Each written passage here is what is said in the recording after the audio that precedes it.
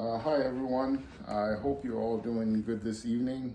Thank you for participating and being part of the congregation for this first sermon for my class, Homiletics class PR500 with Dr. Robert Oline. This is week 4 for this class I'm actually being part of, and the topic of this sermon is living by faith. Following in the footsteps of the faithful. The text for this sermon is from Hebrews 11, from verses 13 through 16. And as mentioned, the topic is living by faith.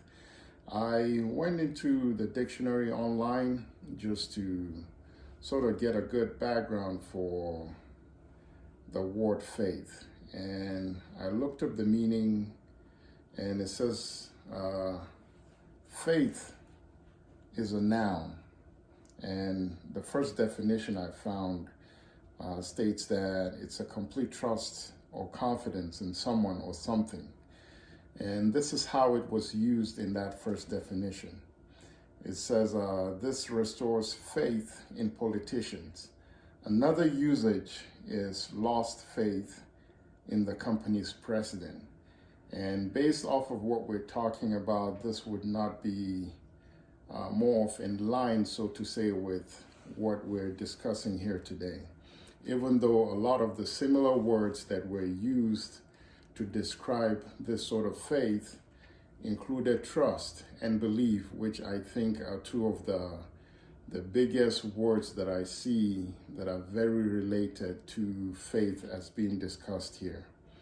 Other words that are similar in meaning include confidence, conviction, credence, reliance, dependence, optimism, hopefulness, hope, and expectation.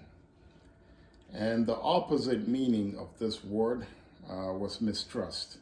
Again, looking back at where I started from, talking about the meaning, trust seems to be one of the strongest and biggest words that is related to faith in this context.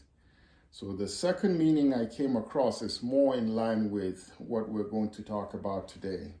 And it describes faith as being a strong belief in God or in the doctrines of a religion, based on spiritual apprehension rather than proof. And some of the similar words I came across included religion, church, sect, denomination, persuasion, religious belief, belief, code of belief, ideology, creed, teaching, dogma, doctrine, a system of religious belief. The plural noun for faith is faiths, as in the Christian faith, which again is a strongly held belief or theory. So the usage for this, which I found, was the faith that life will expand until it fills the universe. So considering the fact that the New Testament was written in Greek, I went back to my Bible works to bring out or find out what the word faith is in Greek. And it is pronounced pistis, I believe, which, again, when looking at the definition from Hebrews chapter 1, it sort of defines it more like what we found in the common definition in the dictionary, the online dictionary. It defines faith as the assurance of things hoped for. The assurance of things hoped for and the conviction of things not seen. So there's some key words here that really caught my attention, which I would want us to sort of take a look at. The first one is assurance, and the second one is hope, and the third one is conviction. So assurance, hope, and conviction. And the ending part of it sort of throws very much light as to what faith is. And faith, as we see here from Hebrews 1 is defined as that assurance, that hope and conviction in things not seen. So how can we have faith or believe in something we cannot see? So is faith just a belief? That's one of the questions that came to mind for me. And that sort of probed me into thinking about the tangibility of faith. So it made me think about our day-to-day activities. We look through the history books. We read stories of creation of the United States, how the United States was founded. We talk about Columbus, right? Going on the ship, coming and founding the United States. And we believe that he founded America because we read in the history books that that is what happened. With that being said, do we doubt the fact that Columbus was the person who founded America based off of what was written? I think we take that and run with it because that is something that we have been taught in school, and that is something we have been taught to believe. In a similar line, we look at the Constitution of the United States. It is a valid document, and it was instituted by the founding fathers of the U.S. Again, in a similar fashion, when looking at that document, we believe in its authority. We believe it was constituted to guide us and to give us boundaries as to what to do and what not to do. And we believe that those people who wrote the Constitution existed at the time they wrote it, even though we have not actually seen them or met them. So in a somewhat similar fashion, I would say we are now convicted as Christians in our faith to believe that the basis of our belief is founded on faith. It's founded on a system of religious beliefs in things that are not actually seen. We open the Bible, we read from the text every day, and believe in what was written because we have faith in the system of belief. So how can we justify in these set of documents we have no contact with the people we read about? We believe it because it was passed on to us as historic reference from one generation to another. So this leads me to going to the Bible in 2 Corinthians chapter 5, 2 Corinthians 5:7. 2 Corinthians 5:7.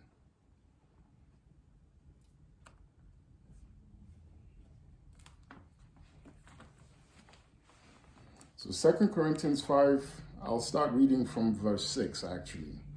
It says, "So we are confident, even though we know that as long as we live in these bodies, we are not at home with the Lord. This is why we live by believing, not by seeing. Yes, we are fully confident, and we would rather be away from these bodies, for then we will be at home with the Lord." Another version actually reads as faith, for we walk by faith, not by sight. So again, that is a very big essence of our belief system. We're walking by faith and not by sight. And if you go back again to the definition we got in Hebrews, it is something of a similar fashion where it talks about having confidence and believing in things that we do not actually see. Another verse I would like to make reference to at this point would be Romans 1:17. Romans 1:17 talks about us being justified, us being justified and living by faith. Let's see, Romans 1:17.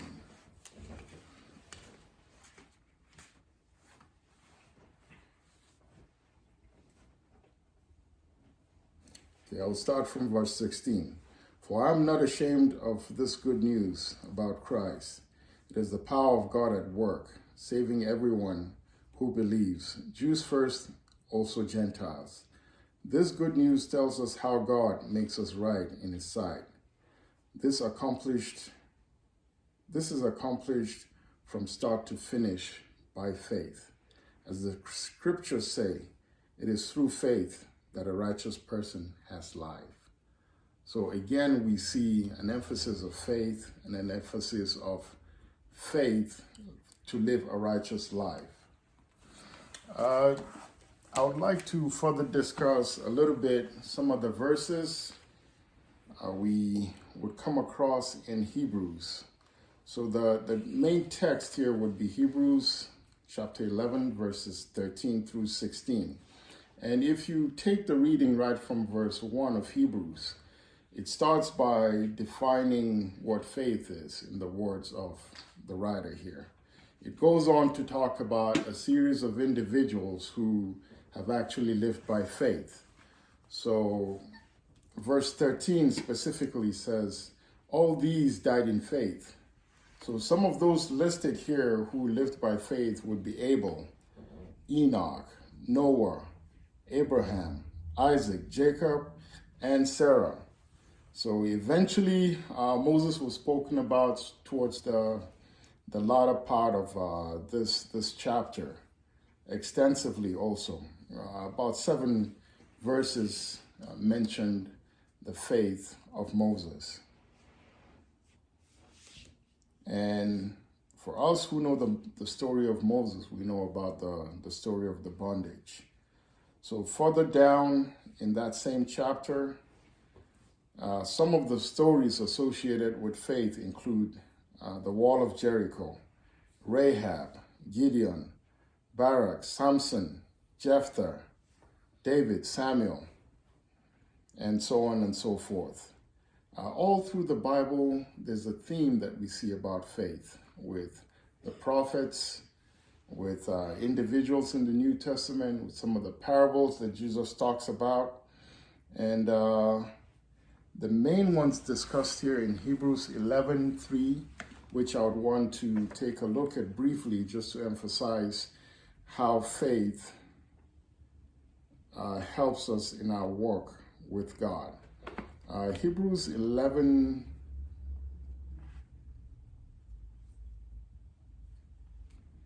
I'll start from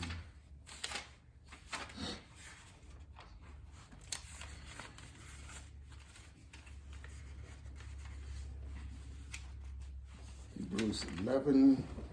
So what is faith, it asks? It is the confident assurance that what we hope for is going to happen. It is the evidence of things we cannot yet see. God gave his approval to people in days of old because of their faith.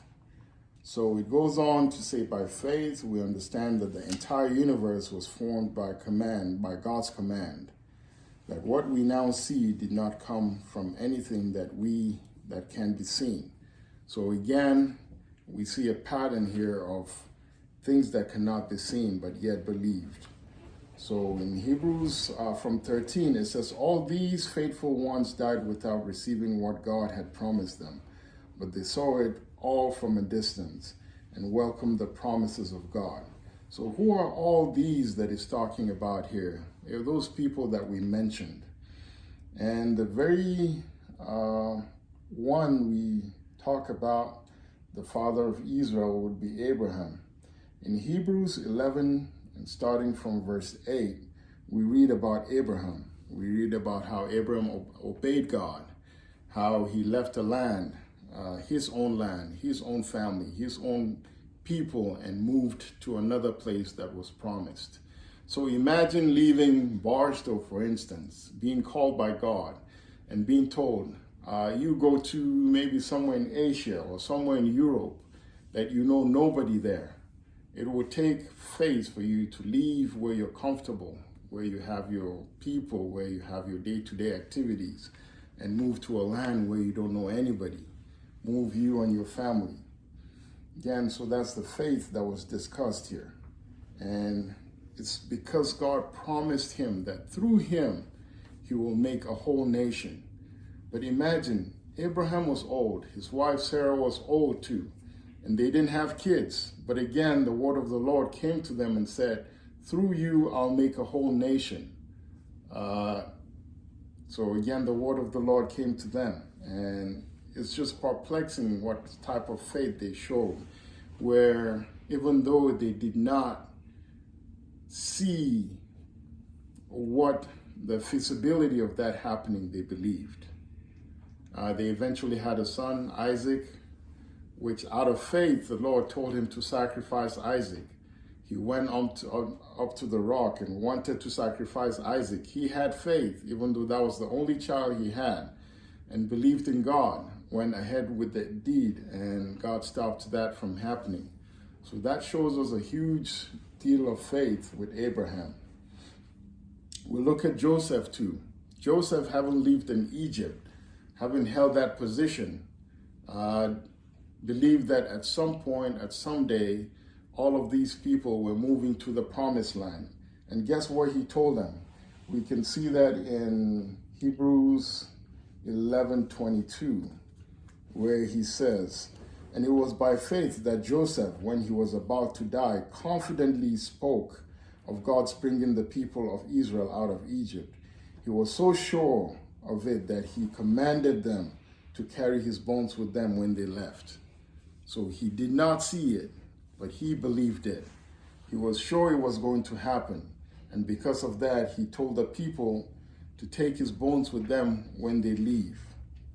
Again, we see the story of Moses, which I talked about earlier.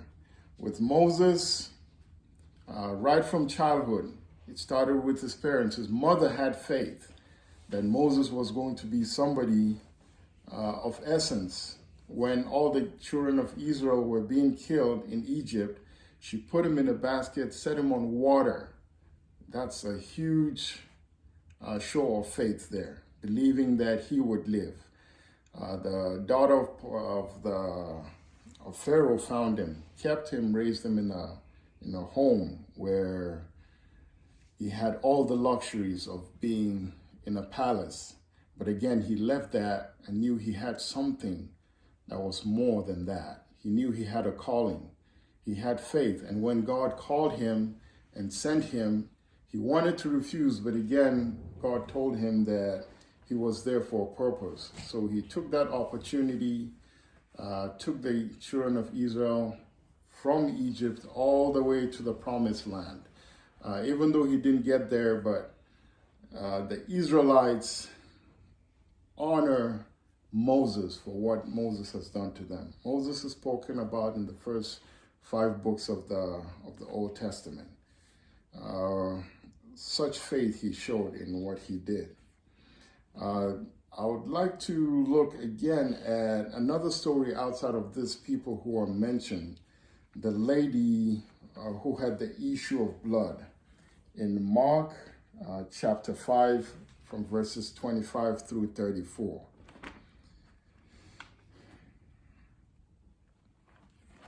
Mark chapter 5. So it talks about the woman who was in this crowd. And she was in this crowd and she had an issue of blood. She saw doctors, wasn't healed, but she thought at the back of her mind, if I could just touch the hem of his garment, I will be healed. And guess what happened? As soon as she touched the hem of his garment, she was healed. And Jesus, knowing that, asked his disciples, who touched me? And they looked around. I guess they might have been funny at that. All this crowd of people, how can you ask who touched you? And he said, I felt something come out of me. So she came to him and he blessed her and told her that she was healed of her infirmity. So in the same vein, I would like to end with the story of Job. The story of Job is one that has often amazed me, how Job owned everything. And with everything he owned, he sort of lost everything in a twinkle of an eye. His animals, he's got children, whatever he owned, he lost in a twinkle of an eye. And By the time his wife came to him when he lost everything, was hopeless, had boils all over his body, she came to him and said, "Are you still maintaining your integrity? Why don't you curse God and die?" And guess what Job told her? He replied, "You are talking like a foolish woman. Shall we accept from God, good from God, and not trouble?" And it says, in all of this, Job did not sin in what he said. So how we live our lives today portray our faith in God.